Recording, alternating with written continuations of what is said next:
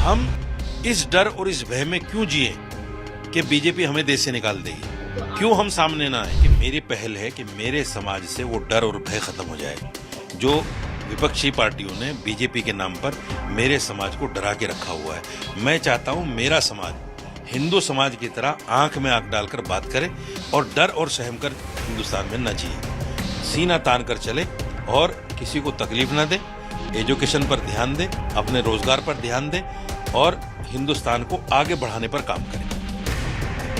मेरे समाज से ये डर खत्म हो जाए, मेरा ये उद्देश्य है। मौलाना साजिद रशीदी हमारे साथ जुड़े हुए हैं। दिल्ली के चुनाव में फिलहाल जो दंगल है वो आम आदमी पार्टी, कांग्रेस और बीजेपी के बीच में है। उसमें आपका सियासी बयान आता है कि आपने भाजपा को वोट दिया है, पहली बार वोट दिया है। वजहत क्या है इसकी, या इसके पीछे की मंशा क्या है आपकी? इसके पीछे की मेरी मंशा ये है कि मेरे समाज के लोगों के बारे में एक परसेप्शन बना दिया है विपक्ष ने कि मुसलमान बीजेपी को हराने के लिए वोट करता है। मैं उस परसेप्शन को तोड़ने के लिए कि मुसलमान हराने के लिए नहीं, जिताने के लिए भी बीजेपी को वोट कर सकता है, इसलिए मैंने बीजेपी को वोट किया। मुसलमान हिंदुस्तान में विपक्षी पार्टियों की वजह से डर कर जी रहा है। विपक्षी पार्टियां आए दिन, खासतौर से इलेक्शन के टाइम में, मुसलमान को इतना डराती हैं बीजेपी आरएसएस से, बजरंग दल, विश्व हिंदू परिषद से, इतना डराती हैं कि मुसलमान डरा सहमा जी रहा है। मैं अपने समाज के लोगों को ये कहना चाहता हूँ, ये संदेश देना चाहता हूँ कि जितना अधिकार मेरा यानी साजिद रशीदी का है हिंदुस्तान में, उतना ही अधिकार अरविंद केजरीवाल का है। हिंदू होने के नाते मेरे और उसके अधिकारों में कोई अंतर नहीं है संवैधानिक तौर पर। तो जब मेरा अधिकार बराबर का है इस घर में, तो मैं क्यों डर कर सहम कर जिंदगी जीऊं? इससे क्या है कि नफरत बढ़ रही है, दूरी बढ़ रही है। जब दूरी बढ़ती है तो नफरत बढ़ती है। मैं ये कहना चाहता हूं, हमें अपने हिंदू भाइयों से दूरी नहीं बनानी है, हमें अपने हिंदू भाइयों के साथ मिलकर रहना है। ये नफरतें जब भी खत्म हो सकती हैं। और इस देश में हिंदू जो है मुसलमान का बड़ा भाई है, इसमें कोई दो राय नहीं है। बड़ी तादाद में है, मुसलमान कम तादाद में है, इसलिए हम छोटे भाई हैं, वो बड़े भाई हैं। और किसी भी घर का विकास, किसी भी घर को अगर आगे बढ़ाना है तो दोनों भाइयों में मोहब्बत जरूरी है। अगर दोनों भाइयों में मोहब्बत नहीं होगी तो घर का विकास नहीं, विनाश होगा। इसलिए जो सियासी लोग हम में दूरियां पैदा करना चाहते हैं, वो इधर के हों या उधर के हों, उनको ये चाहिए कि इस घर में दरार पैदा मत करो, दोनों भाइयों को साथ रहने दो, ताकि ये देश विश्व गुरु बन सके। तभी बनेगा। अगर यहां मुसलमान रहकर, हिंदुस्तान में, इस मुल्क में रहकर ये कहे कि साहब मैं तो डरा हुआ हूं, मुझे बजरंग दल के लोग मारते हैं, आरएसएस के लोग मारते हैं, ये संदेश मीडिया के जरिए से बाहर भी जाता है, तो हम विश्वगुरु कैसे बन जाएंगे? उस संदेश को खत्म करने के लिए, हमें अपने मुल्क को आगे बढ़ाने के लिए हमने जो कुर्बानियां अब तक दी हैं, देखिए जब आज़ादी की जंग हुई, मैं आपको एक बहुत बड़ी बात कहने जा रहा हूं। आप जाइए नेशनल म्यूजियम में, वहां एक लिस्ट है, 67,000 लोगों के नाम लिखे हुए हैं जिन्होंने जंग आज़ादी में अपना बलिदान दिया। उसमें 37,000 लोग, 37,000 मुसलमानों के नाम हैं। ये सबसे बड़ा आंकड़ा है, हिंदू से भी, सिख से भी, ईसाई से भी। जब मुसलमानों ने इस देश को इतनी भारी संख्या में बलिदान देकर आजाद कराया है, तो मेरा अधिकार तो मेरे संख्या बल के हिसाब से होना चाहिए ना।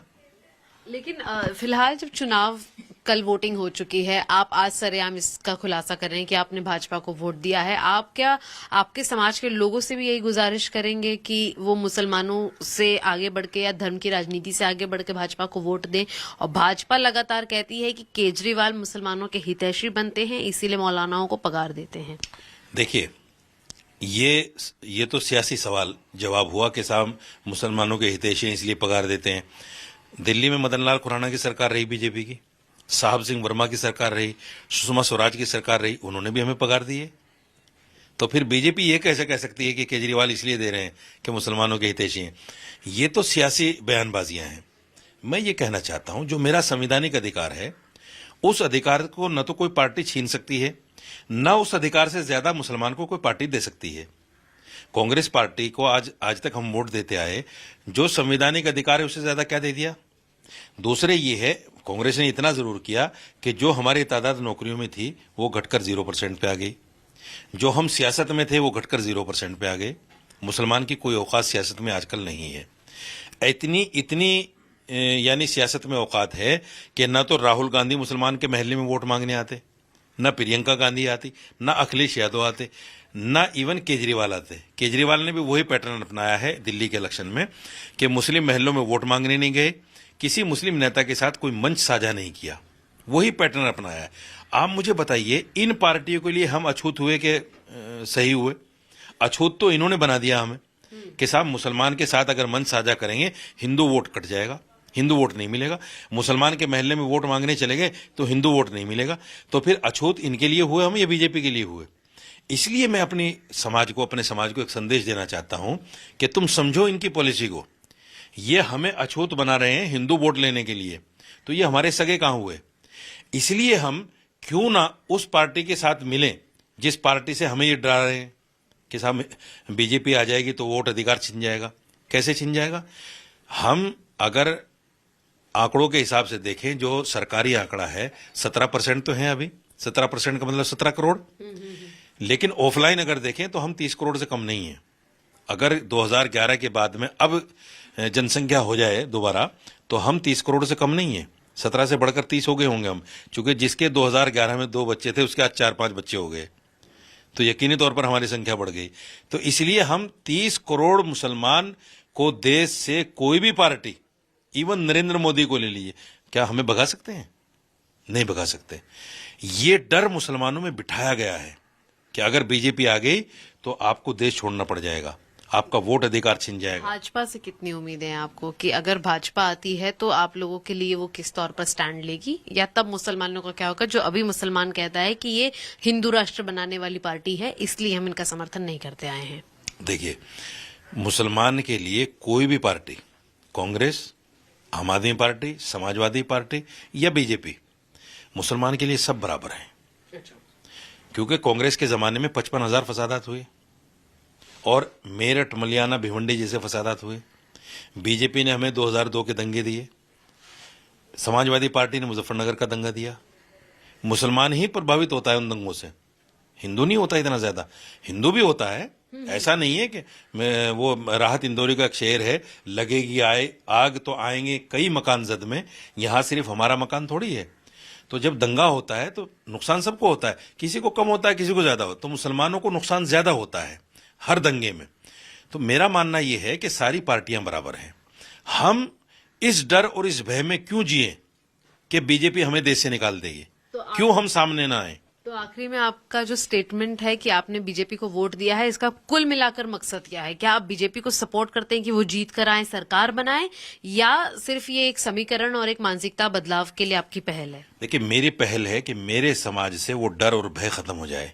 जो विपक्षी पार्टियों ने बीजेपी के नाम पर मेरे समाज को डरा के रखा हुआ है, मैं चाहता हूं मेरा समाज हिंदू समाज की तरह आंख में आंख डालकर बात करे और डर और सहम कर हिंदुस्तान में न जिए, सीना तान कर चले और किसी को तकलीफ ना दे, एजुकेशन पर ध्यान दे, अपने रोजगार पर ध्यान दे और हिंदुस्तान को आगे बढ़ाने पर काम करे।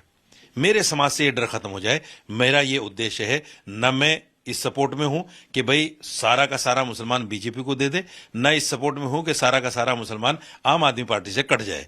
मेरा मकसद है मेरे समाज से डर और भय खत्म हो जाए और हम भी उसी तरह जिंदगी जिए जैसे मेरा हिंदू भाई जी रहा है। कुल मिलाकर मुसलमान अपने लिए खुद सोचें कि उन्हें किस पार्टी को वोट देना है। साजिद रशीदी हमारे साथ जुड़े थे, जिन्होंने बताया कि भाजपा को उन्होंने वोट दिया, जिसकी मंशा राजनीतिक नहीं बल्कि अपने समाज में जागरूकता एक तरीके से लाना है कि वो खुद के लिए सोचें, पहल करके डर की राजनीति से बाहर निकले। गौरव के साथ शिवानी मिश्रा, टाइम्स ऑफ भारत के लिए, दिल्ली से।